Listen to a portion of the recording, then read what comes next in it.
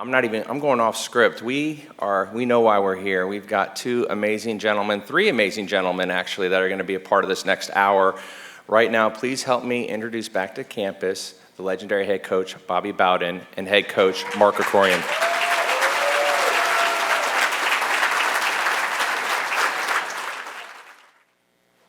Well, Coach, I guess it's our time.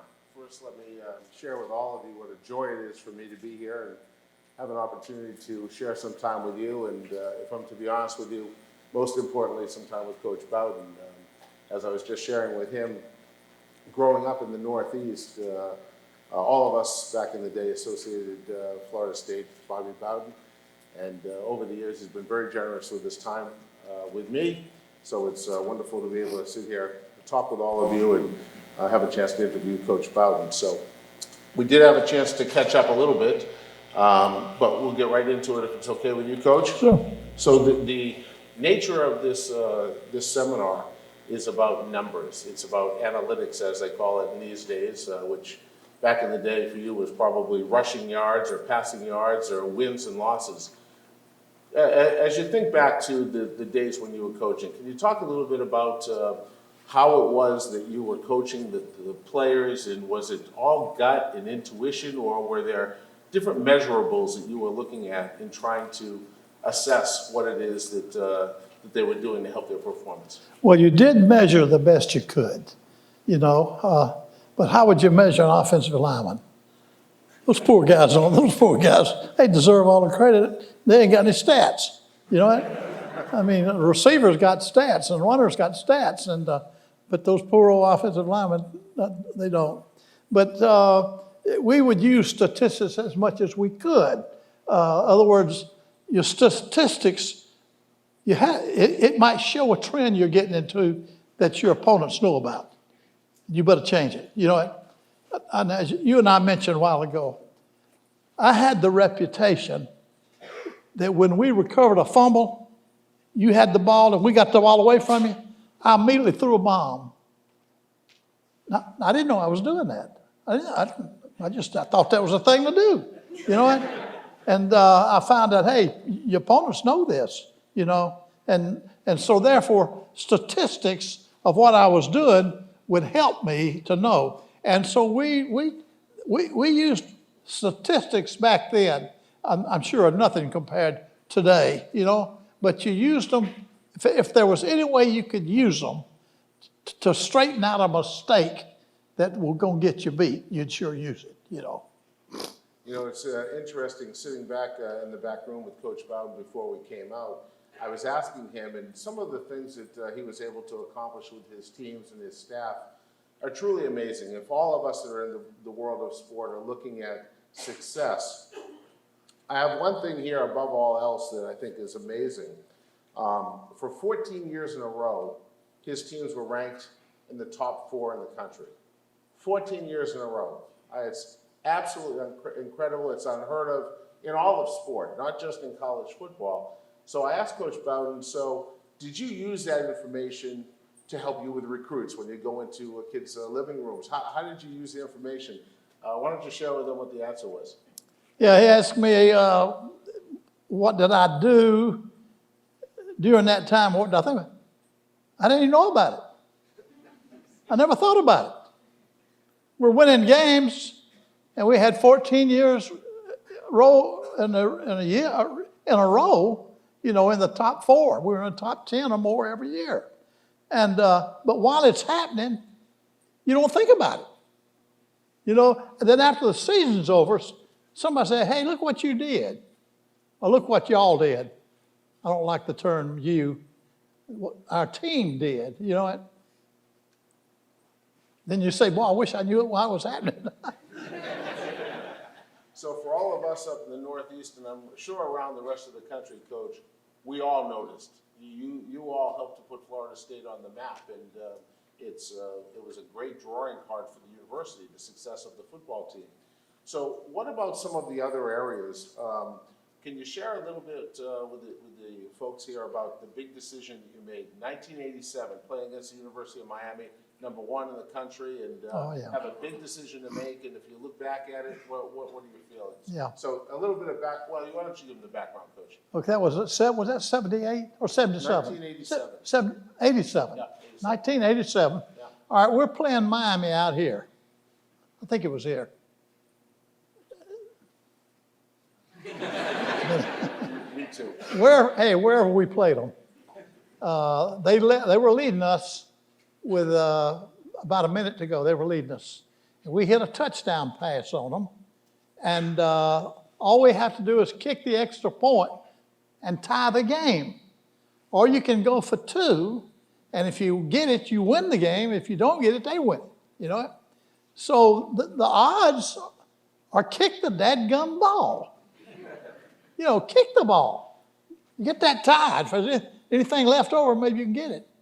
And so I sent our kicking team out on the field. So a kicking team's on the field, right? Our offensive team comes off the field. And as they look at me, they are very disappointed. I can tell. Coach, don't you have any faith in us? Coach, we can beat them. Coach, we can. They didn't say that, but I could feel it. You know what? Time out. Get that team off the field. Get that kicking team off the field. Men, go in and run so-and-so, so-and-so. So they go back out, and we didn't make it. We threw a pass. We didn't make it. And I'm going to be honest with you, folks. We probably won more friends that day than anything ever happened when I was here. I mean, people, oh, he went for 2. You went for 2. You know, it's kind of a feeling you ought to go for 2. You know, we had 2 great teams playing, and somebody ought to win the doggone thing. You know, so, but anyway, that was amazing. That was amazing. But that's exactly the way it happened. If you ever watch the film, you can tell it's taking place that way. So, Coach, if I can ask you this difficult question. If you had to do it over again, still go for 2, or would you go for 1? I'd probably kick. Thought you might say that. Of course, I've had about 7, 8 years to think about it. So one of the things I'd like to kind of tie together here is that back in the day when I was speaking with Coach Bowden outside the room, he was talking about a lot of the decisions he made were based on gut and instinct. And as coaches, that's oftentimes the case. You have to look at it. But today, probably he would have had at his disposal all of the statistics of all the times they've been successful going for 2 points versus going for 1 point, all around the country, what the weaknesses or strengths of Miami would be in how to defend that. So today, all of us are really equipped with a great deal more information. So the biggest part today, Coach, as I see it, is we have to be really looking at this technology piece and trying to meld it together with that gut and intuition. And obviously for you, with so much success, your gut and your intuition was so often right, and the successes are so obvious. So Yeah. I think that it's important for you all to understand that back in Coach Bowden's day, well, there wasn't a whole lot of looking at the data or the analysis. But today, it's a different world in terms of sport. Yeah, today when I watch a football game, and I watch the coach on the sideline, and he's sitting there with a chart, and he's looking all over that chart, boy. He's going to get beat. That's me. You know, I mean, what not? I told my son, you know, I got 3 sons that coach in college, and I told him, I said, you know what? I've got a sheet like that tells me what to call. If you ever catch me looking at it, I'm getting beat. I never had that. I want to call them plays by instinct, you know. Now, I spent all week as the head coach studying the opponents we were going to play. Remember, we get films on their opponents, they got film on us. And I'd study every play over and over and over again till I thought I knew exactly what they're going to do. You know, so when I got into a dadgum ball game, whatever the situation was, boom, I knew what to call, you know. And that's the way I lived. But like I say, if I couldn't think, now I got to go to my chart, you see. But that thing ain't got no heart. You know, it's just a piece of paper, you know. So anyway, I tried to call out of what I learned the week before studying film, you know it, was successful more than we were unsuccessful. I'd say that's an understatement. You're a lot more successful than unsuccessful, Coach. So when you look back and you see some of these great players that you've had, right? Everyone knows the name Deion Sanders and Dunn and all of these players. When you recruited them, was there anything about them that you were looking at from a numbers point of view? Were you paying attention to their height, their weight, or was it their heart and their strength? And, were you measuring speed? We all hear 4.440 or 4.340 or whatever. Was that stuff important to you, or it seems like it's pretty important these days? That would be very important. Yeah. Knowing the speed, their true speed. Now, if you go into a high school and you ask a coach about a certain player, he's going to be about 3 seconds faster than what he is. He's going to blow him way up, So I want to know definitely what he runs if I can find out. So it helps to know how fast he is really, really important. To me, there's only two things you need in recruiting. I was told this years ago. Can they run? Yeah, he can run. Will he hit? I don't need to know anything else.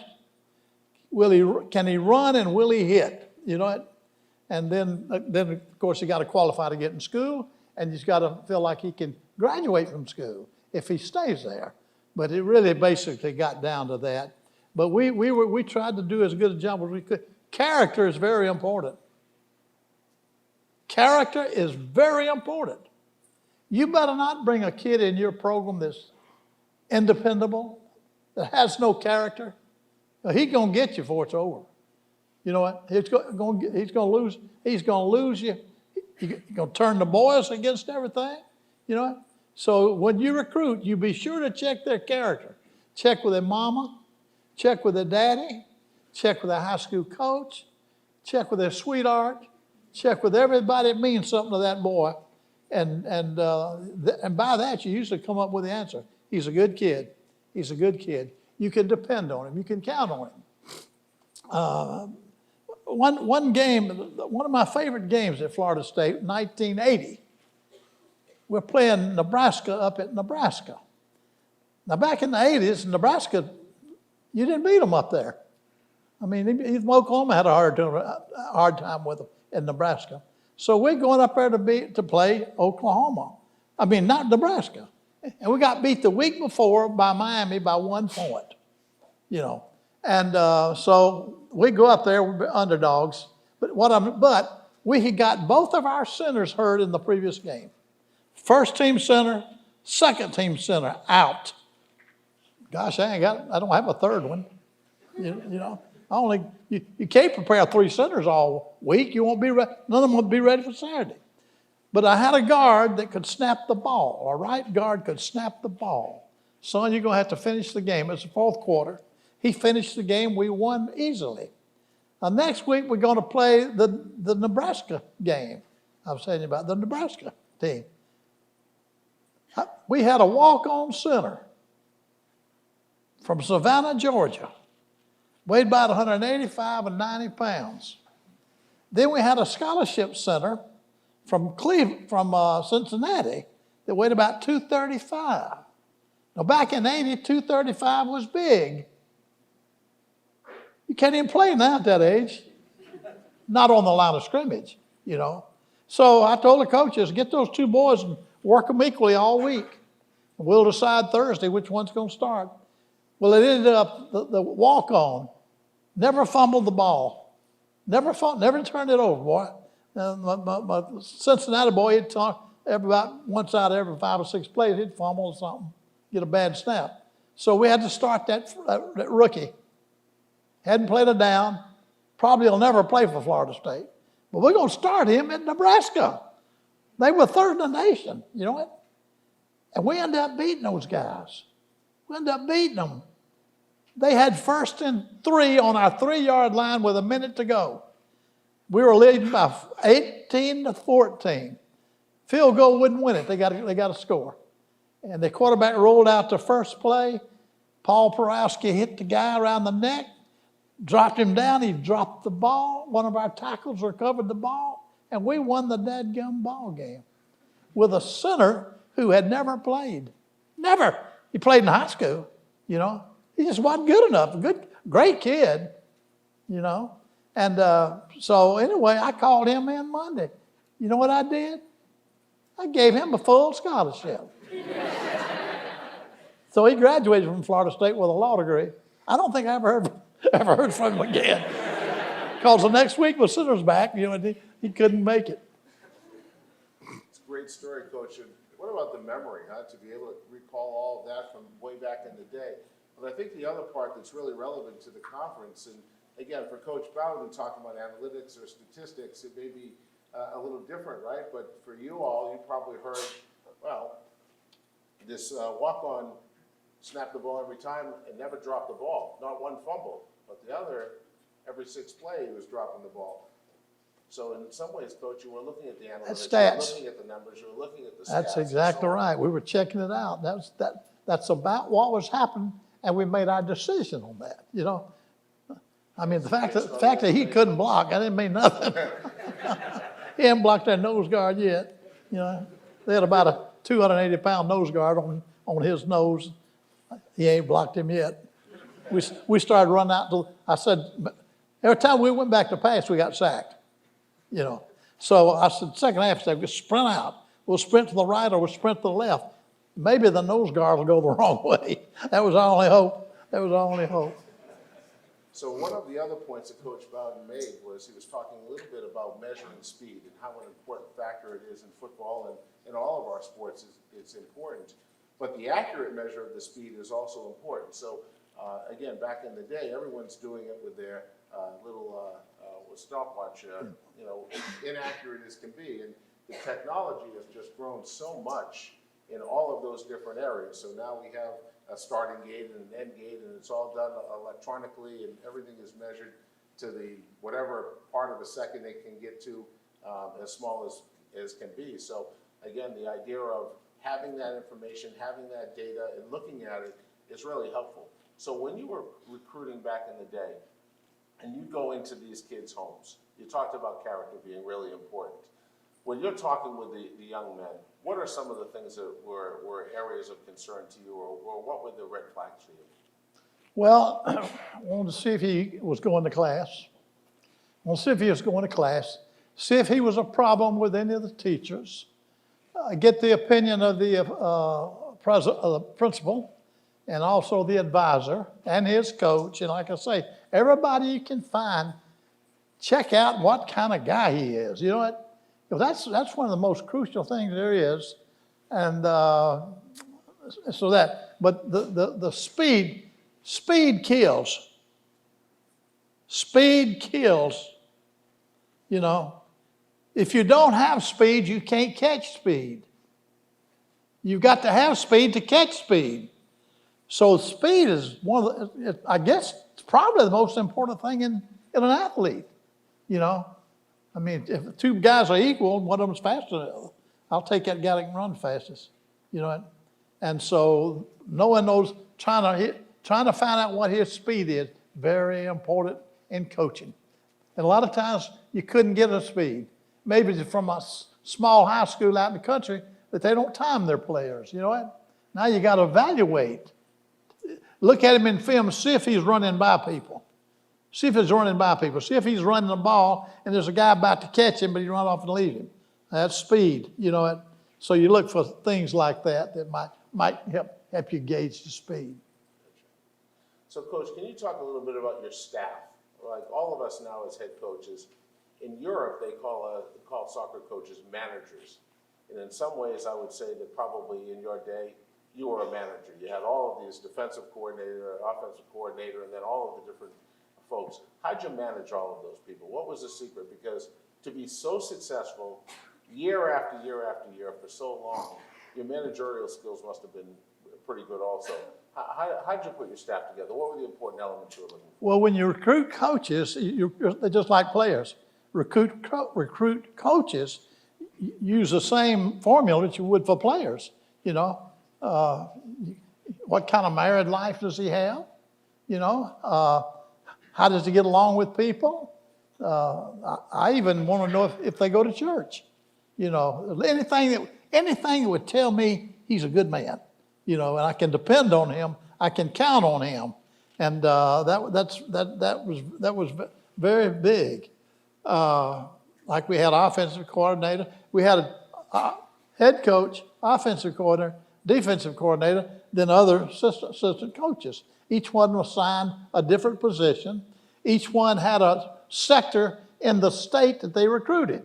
So-and-so you got Miami, so-and-so you got Tampa, so-and-so you got Orlando. Everybody has an area, and their job in that area is to find out everything they need to know about the prospects. And so that's what, but it's very, you gotta, boy, hey, it don't take but one bad egg. Now y'all seen the picture. In fact, I drew it for my coaches one time. I drew a basket. Then I drew about 20 apples up in it. Then I painted one of them dark. I said, this apple's rotten. Now, if we don't get that apple out of there, he's going to get the rest of them. And I was comparing that with having a bad egg on your staff. You better watch him. You can't afford to have him. You got to have all good people. And we were lucky. I hardly ever lost a coach. I coached 34 years here, and I had quite a few coaches that coached over 25 with me, and that meant a lot of difference more.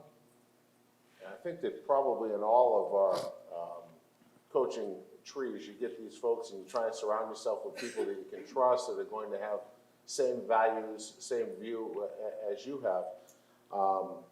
Just a quick sidebar. When I first came here, I've been here 15 seasons now. My first year here, one of the first things I did was I reached out to Coach Bowden's office. And I thought that, well, this guy, he's got something right. So I need to figure out exactly what's going on with him to help us to figure out how we can be successful. And Coach Bowden and his staff were gracious enough to make their recruiting coordinator available to me and my staff. So we went in and we sat with them and we talked to them and we picked their brain as to some of the different methodology in terms of recruiting. What is it about Tallahassee that will allow us to bring kids in here? What is it that you all are using? And in today's society with this social media as it is, everyone's measuring everything about what's going on. And it's a whole different world. When I look back 15 years for how it was back when I first started here to how it is now, and everyone having Twitter accounts. So do you have a Twitter account? I can't even spell it. Yeah. Let's try it. How about Instagram? Instagram? I don't use any of that. I use a computer. You got a computer. Oh, yeah. So, my point, of course, is that even in the short 15 years that I've been here, the way that sport continues to evolve and grow. And I was sharing with Coach Bowden that I'm not a technology guy. My wife will tell you that. Coach, I'm one of these two. Yeah. But I do believe that it is a really important element in developing sport. And I was sharing with Coach Bowden that we've even used we're using these Whoop watches, measuring sleep performance, and so on. And I think that probably one of my staff was in there earlier speaking with some of you about that and the analytics and so on. Coach, I think that as you're watching games on Saturdays, college football games, Sundays, is it surprising to you the amount of statistics that they're showing? I was listening to Tony Romo. I'm not a great football guy, but I sure know who he is. Yeah. And he's sitting there and he's predicting what the next play is going to be based on the lineups on the field and stuff. Are you surprised by this, or was that what you were doing back in the day, being able to look at the personnel on the field and then deciding, okay, this is probably what's coming, and then adjust to it? Yeah, that's what football has gotten to. We didn't have as much back in my day as you have now. I mean, you'll watch teams, this team here is on defense, or this team's on offense, and they take this back out and put this back in. This coach over here sees that guy come in, say, hold it, that guy's a great receiver. I got to get one more defensive back in the game. So he sends a defensive back in there, A lot of that goes on the whole dadgum game. That's way over my head when I was coaching, but they just, yeah, you can look at somebody's formation and you know what plays they can run from that formation. That's very important. If a team runs a whole lot of different formations, they can't run but so many plays. They can only run 2 out of this formation. They run 5 out of this formation. They run 1 out of this formation. They got 15 out of this formation. That means we better watch that formation there, 15. And those others, they're not going to use as much. And that the coaches know all that. They watch my it. point of bringing that up, Coach, is that when I first sat with you and we started talking about analytics and number and intuition versus analytics, you said that most of what you did was through intuition or your gut. Well, I think that maybe you were actually looking and calculating based on their personnel what the chances were that this was going to happen or that was going to happen. So probably in the early days, your assessment analytically of what was going to happen probably was there. But back in those days, we just called it, we're trusting our gut. Yeah, you try to put it here instead down on paper. Yeah, you exactly. Yeah, don't trust the paper. Yeah. Don't trust the paper. Okay. So Lance, you've asked me to give Coach Bowden a chance to answer some questions. Is there something? Yes, we have a little bit of time. If you have a question, raise your hand. Let me see who has a question in the audience. Yes, go ahead and stand up, say the question. I'm going to try to repeat it, and then we'll let Coach Bowden answer it. Very similar to our newest head coach, Mr. Norvell. During your tenure here, you expressed how important it was to turn these young athletes into men. So I wanted to know how exactly you developed your players outside of football, turn them into young adults. You hear him? Yes, sir, I got it. So he wants to know, and this is because we're recording it, is as you develop men, just what was your method and how did you know? What was that? How did you develop them as men? How did you develop them as men, not just players? How you develop them as men? Yeah. What did you do to help them grow as people? Well, number one, I believe that a coach needs to set the example. If a coach tell you, hey, lay off that alcohol, then you hear him on Saturday night going down to the bar and getting drunk, that's poor leadership there, So I think the coach has to set the example. That's one thing. And then he's got to demand it out of his players. What if you had great players and you don't demand anything out of them? I think that's one of the problems Florida State had before Coach came in. The coach tell a boy to go do something, instead of running and doing it like he's supposed to, he walks and do it. I couldn't put up with that. You can't either if you're going to win. And so all of that is important in that regard. Thank you. Great question. And just as we wrap this moment here, what a special moment this was today to see 2 great decision makers. This is phenomenal. And I just want to say personally, when I look at your sport is a business and how you've led your organizations, how you held people to higher standards, you've made everyone better. And both of you gentlemen, the opportunities that you've had in your seasons here, you have transformed Tallahassee. And really thankful for you and what your contributions are. Please help me, and please stay seated because we're going to get a quick picture when the next team comes on, but please, let's give them a round of applause and thank them for coming today.